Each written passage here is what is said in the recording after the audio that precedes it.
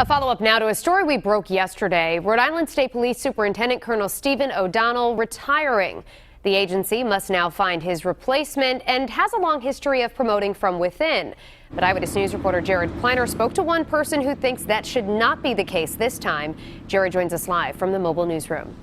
Shannon, well, we have more questions and answers tonight about who will replace Colonel Stephen O'Donnell. Among them, will it be an internal candidate, someone from outside the agency, perhaps even someone from outside the state?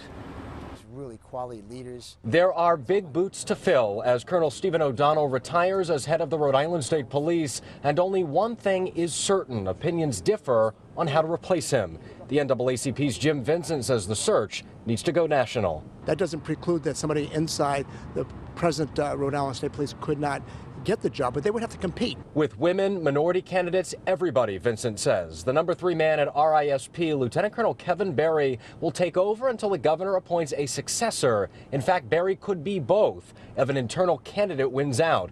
The governor agrees with Vincent the search will be wide for an agency that has struggled to diversify should the next top cop make state history. If that person was the best person, I think that would be ideal, but I don't want to have a person of color or woman just because they're a person of color or a woman.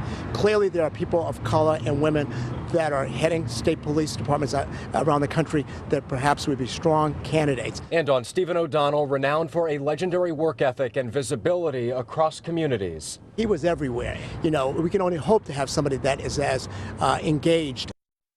And I spoke with Cranston Police Chief Michael Winquist tonight, a protege of Stephen O'Donnell and a former number 2 at the Rhode Island State Police.